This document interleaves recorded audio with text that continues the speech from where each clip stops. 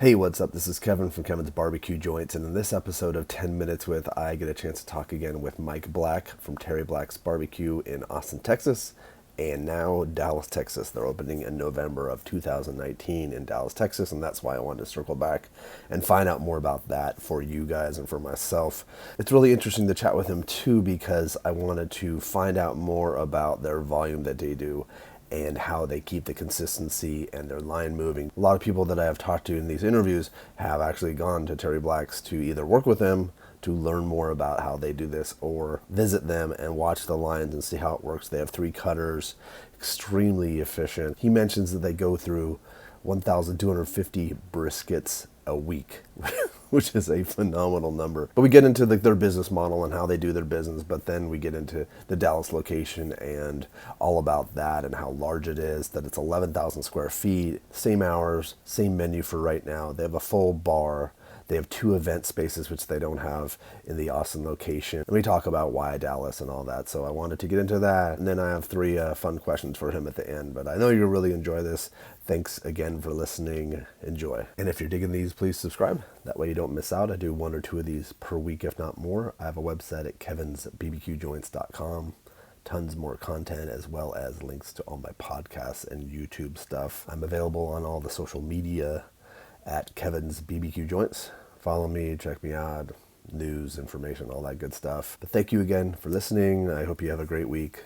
Enjoy. I dig that you, and I just ordered some stuff for my stuff, that you guys have an online store. I don't know how long you've had it, but... So we're so busy there at the restaurant that we don't have the space for the time to send merch out. So I just reached out to our merch company and said, hey, smart. Why don't you guys do fulfillment for us, and y'all get a cut of every order. So that's said, smart. Yeah, definitely. You know, we make the merch, and we've got a space to hold it for you guys.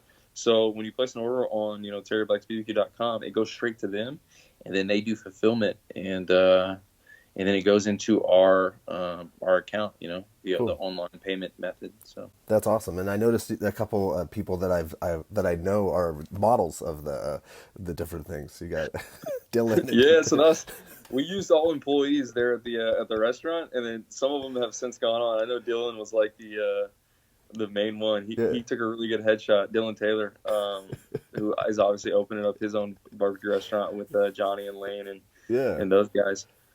And I've seen him wear, and I've seen that black shirt that I got the black one too. I've seen that shirt, and I'm like, because I've seen him wear it like outside of that photo shoot, obviously. I need to update all those. We got a bunch of new merch, so I just haven't taken the time to do it. That's cool. Well, I'll add that in the beginning of this, so that way people know to go to your online shop, and it'll be for both the Dallas and the Austin location because it's all on one website. Yeah, to complicate things, I'm updating that website. Okay, maybe we know that. So the shop will still work the same though, but I need to update it and perfect. Yeah, well, I think that's how it seems like what you guys are always doing, updating and perfecting in general. That's kind of constantly. Well, cool. Let's kind of jump in. I wanted to do this 10 minutes with because you have a Dallas location opening up, and I want to get into like this so people can get an idea of what to expect for that location. And then I have 3 like silly questions that I ask, but I ask that are non-barbecue related just for fun. And then and they're easy. They're not something like it's not gonna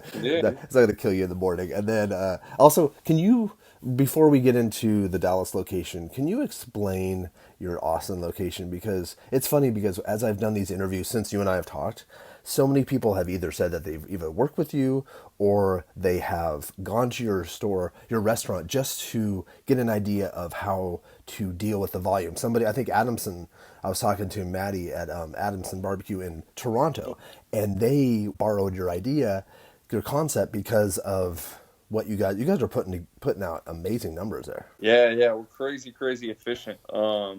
Mark and I are constantly fine tuning things and tweaking things and figure out ways to get better. So yeah, we've consulted with a lot of people around, not just the United States, but around the world. We've consulted with a lot of different places and fine tuning our craft there in Austin. But we've had a lot of really good people that have come through and worked with us. Obviously Dylan Taylor, he started with us day one when we started the restaurant. He was really green, man. I think he was an 18-year-old kid, and he's since gone on and done great and pushed the envelope, and he's gonna open his own store.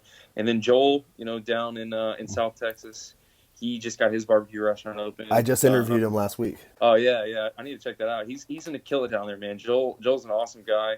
And then Tay, flip my hat around. Tay Nelson, Bobby's Barbecue. Okay, and, I don't know that. Okay, cool. You never talked to Tay? I want to. Yeah, so he came down. I thought he was gonna stay for a few days, training with us, and he ended up staying for 2 weeks, trained with us, and he's become a lifelong friend now, and Nice. he's out there in South Carolina. He's doing really well. We've had a ton of people come through there, man, and most of them we know they're just gonna be there for a short stint.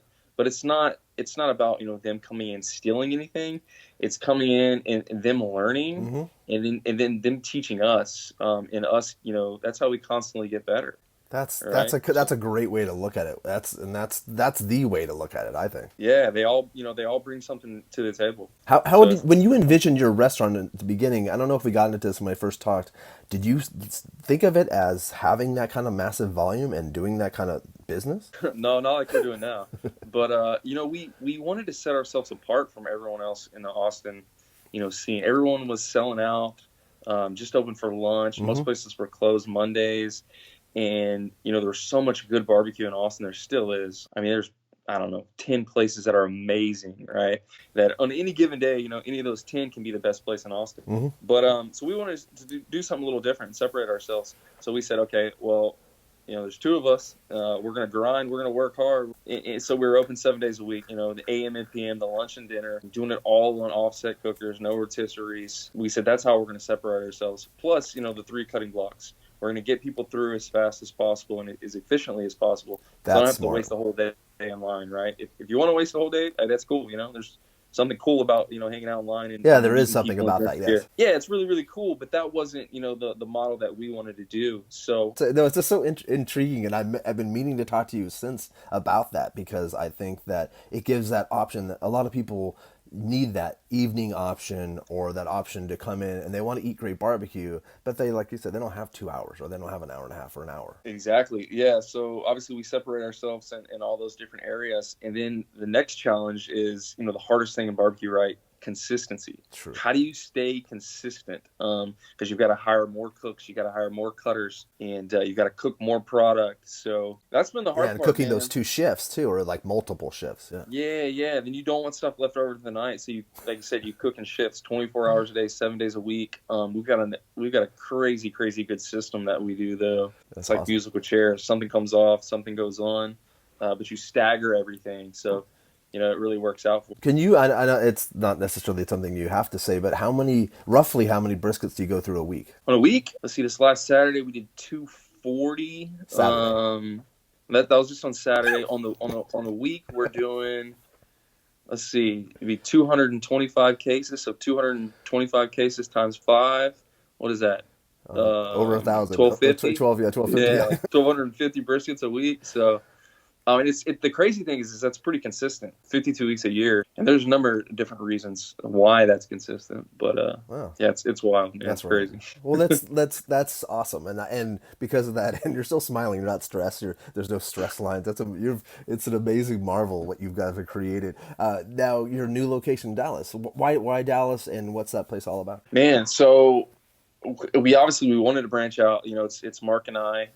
There and we started going to Dallas and just really fell in love with the city itself and Deep Ellum, the area that we're going to be in. Yeah, I saw that. Really liked it. Pecan Lodge was over there. Pecan Lodge was really killing it. And we got a real estate agent. We actually didn't look just in Deep Ellum. We looked all over, and a building presented itself in Deep Ellum, and we jumped on it. And we've got a little over double the space that we have in Austin. So, oh wow. Yeah, in Austin we got 5,000 square feet, and Deep Ellum will have 11,000. So, that's crazy. Yeah, it's crazy, man. But I thought, man, this is too much space. We talked about doing another little concept in one of the the front of one of the buildings, and then we started designing the building, and all of a sudden we ate all that space up, and we're like, we don't have enough. And what's the address? Yeah, 3025 Main Street, Dallas, Texas. 75226. Yeah, yeah. If they're gonna send you a letter, they're gonna send you a Yeah. letter. But no, so what's the so will you have three cutters? What it'll be open? The hours I was looking online, they look the same, right? They're the same hours. Yeah, it's going to be to start same hour, same menu. Now that might morph itself, to the area. You got to morph to the area, so we might stay open a little bit later. We'll have a full bar there, so and we'll have a nice outdoor patio. It'll be 2 stories. Wow. But what will really set us apart? Well, there's a lot of things, but we've got 2 event rooms. So right now here in Austin, we can't do any reservations. We've got 240 seats in Austin, and we can't no reservations. But in Dallas, like I said, we've got 2 private event rooms, so we can capitalize on that. And then the pits. Right now, the pits are just kind of spread around the parking lot in Austin, and then in the back we've got 2 more. There in Deep Ellum, we'll have 5 pits. They'll be inside, so when you're waiting in line, you can kind of see the pits, see the guys cooking. So that's kind of yeah, it'll be real cool. So How'd you excited pull that about off? Was that difficult with the city? Of course it is, man. Dealing with any city's Yeah, what am I difficult, asking? but That was a stupid question. but no, we made it work. You have five. Are they all Mobergs? Yeah, all 5 are Mobergs. 5 1,000-gallon pits. Yep, 5 1,000-gallon pits, and then we got a I always talk about rotisseries. We got a rotisserie to cook sausage in the back. When I worked in Lockhart, that's really what they were really really good for, was cooking sausage, putting out a consistent product. Yeah. But you can do 500 pounds and get it off way faster than we can in Lockhart. In Austin, we're loading up, just constantly loading up sausage pits, and you can only cook about 200 pounds on a pit, and it's going to take 3.5 hours, and it's going to be a little inconsistent. So excited about using that rotisserie for the sausage. Wow, that'll be cool. That's amazing. When is it going to be open? Ooh, we start training November 5th, so about 2 weeks. And then we think we can get open November 18th. You trying to get open before Thanksgiving? Is that a goal? Yeah. Trying to get open before Thanksgiving. That's our goal. I think we'll hit the goal. We've got some good people on staff. The crazy part, though, is trying to hire. I think we started hiring. We had already hired management a couple months ago, but employees to work the restaurant, we started hiring about 2 or 3 weeks ago. And from when we started until November 5th, we need to get about 100 people. Wow. So, yeah, that's 100 people to start with. Now, you don't need 100 people to run the operation, No. But you know how it is. Some people just aren't going to work out for whatever reason. So it's easier to come down to a level that makes sense. But weed exactly. out, because it's not for everything. A restaurant's not for everyone, and barbecue business isn't for everyone. No, exactly. Yeah. So, and that's something Mark and I have just learned so much over the last 5.5 years that we've been open. When we first got the Austin restaurant open, I think we started with 30 people. We're like, that's what we need, 30 people. And we actually still have 20 of those people. But, you lost a few people, and you're constantly trying to hire people. We only need 1 dishwasher, right? And then all of a sudden that dishwasher doesn't show up, and you have 0 dishwashers. So we learned a lot from that opening. And then just talking with different, restaurant tours around town, we found that like a Texas Roadhouse, when they're going to open, they need 150 people to be fully staffed, but they hire 300 for that first day. That's interesting. Yeah, it's crazy. So then you scale down, Yeah, you wonder too, like for like big chains. Like I have a friend that worked for Cheesecake Factory. He was doing HR and hiring for. He'd open a Cheesecake Factory somewhere, and it's a chain restaurant, not barbecue, obviously, but right. They would do. I think they'd hire 500 people. It was a massive amount of people for these restaurants. It's insane. Yeah, when we hired a recruiting company to go out there and try to find our manager, and they said, well, what restaurants do you look up to and like? And Cheesecake was at the top of that list. Mm-hmm. And the GM the Cheesecake Factory runs a really good business. The GM that we hired, he has a cheesecake background. Robert Salamantes, he was there for like 10 years. Yeah, I think that's a smart business model to choose people that have worked at Cheesecake Factory or places run like that, because you want someone that can handle what you're dealing with, and especially that many employees. That's a challenge. There's a lot. Everybody, all these humans. Crazy. Yeah, it's wild. In Austin, we've got 85 people there on staff, but I mean that's a monster. So to think we're going to go to Dallas and replicate the success that we've had in Austin, I mean that's wishful thinking, right? But hopefully you can do half of it, right? Are you gonna be living out? Oh yeah, for sure. Are you gonna be living out there for a little while? Yeah. So I've got an apartment up there, but my brother and my sister, they're moving up there, so they'll be living in Dallas. and then I'll be back and forth. I've got a wife and a 5-month-old baby, so Oh yeah, congratulations. Yeah. yeah, so I'll still be running Austin with their help as well. They'll be back and forth. They'll be living up there full time. Wow, that's exciting. And I would say let's go over the menu, but they can go to the old interview or go online. It's what you would expect from Terry Black's barbecue. Yeah, traditional, Central Texas style barbecue menu. Awesome sides, awesome desserts, all that good stuff. Yeah, exactly. Yeah. Okay, cool. Well, thank you for doing that part. And then I have these three stupid questions silly questions that I want to ask you just to keep it consistent with these 10 minutes with interviews. If you weren't doing what you're doing right now, what would you want to be doing? What job? What type of job? I would want to be in the wine industry, Yeah? which I'm dipping my toes into right now. Oh, cool. I can see myself growing grapes, and Right. yeah, I really like wine. Do you ever come out to California? Yeah, I've been out to Napa a few times now, in Sonoma. It's awesome, man. I love it out there. You should come into the Central Coast too, Paso Robles and Los Olivos and all out. Yeah. That part, they're growing amazing. They have amazing Zinfandels. Yeah, let me know next time you're coming out. I'll try to meet you somewhere. That'd be cool. Yeah, I will. I will. Yeah, that's a portion, and I think too. And I was talking to someone, I forget who I was talking to Jim Noble from Noble Smoke in North Carolina. He was in Charlotte. He likes to pair wine with barbecue. That's like his thing. He wants to elevate that connection. So I Love don't know. it, man. Maybe Love you it. could do it too. That would be awesome. That's cool. That's interesting. And then secondly, what are you listening to like right now, music wise? Music wise, man. Man, I listen to AM radio, so. That's funny. I see. It's all talk. No, I like Sports? Texas country. So my Oh. favorite artist out there right now is Park McCollum. Okay. He's a big fan of the restaurant. He's in all the time. Oh, So cool. yeah, Parker's doing big things right now, and really love his music. All right, well, I'll listen to it. I'll add that to my list today. Yeah. Awesome. And then lastly, is there a restaurant in Austin that's not barbecue that you're digging right now or that you go to a lot? Ooh, since I've had a 5-month-old, I haven't been eating out very much. But Maybe before, maybe a year ago? maybe before. Let's see. My wife's favorite restaurant is Jack Allen's Kitchen. She loves Jack Allen's. And let's see, what's the best meal I had as of lately? I don't know, man. I've been eating a lot of Hamburger Helper and That's all good. whatnot That's all. now. Oh, Jack Allen, like because she's your wife, you're a team. That answer kind of works for the two of you guys. I think that would make sense, right? Yeah, that'll work. Yeah, What Jack type of food Allen's is Jack good. Allen's Kitchen? I think it sounds really familiar. Yeah, it's American food. We got chicken fried steaks. They've got an awesome brunch on Sundays that we love going to. So What street is that on? they've actually got 4 of those now. Okay.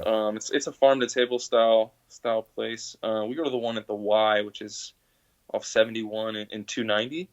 But I believe his sons own like Barley Swine and Odd Duck. Oh, those are those guys. Ah. Yeah, the Gilmores. So yeah, they do a really good job. Yeah, they kill it. they do it. They're all right. Yeah, definitely. Well, cool. Yes. Well, Mike, thank you so much for taking the time. I like to keep these short and sweet because I know a lot of people have said like, "What's going on with church? What are they doing?" Yeah. So I want, I just want to spread the love, and I can't wait to visit Dallas location. That sounds crazy. Well, hey, Kevin, thanks for all the support, man. I appreciate you having me on, and I can't wait for you to get down to either Austin or Dallas and us link up. Yeah. I'll shoot you. I'll shoot you an email before I come out. But have a great week. Good luck with this. This is exciting. It's going to be an interesting challenge. Very interesting. You guys. Awesome. Thanks, Kevin, man. I appreciate it. All right, take it easy, Mike. All right, bye.